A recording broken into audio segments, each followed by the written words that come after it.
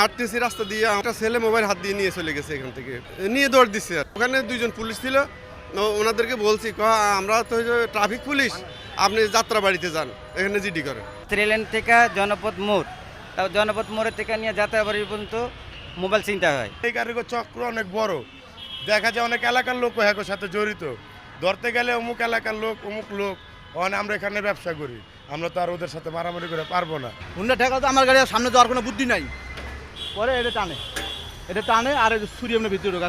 তুমি গেট খোলে, তোমার সমস্যা নাই।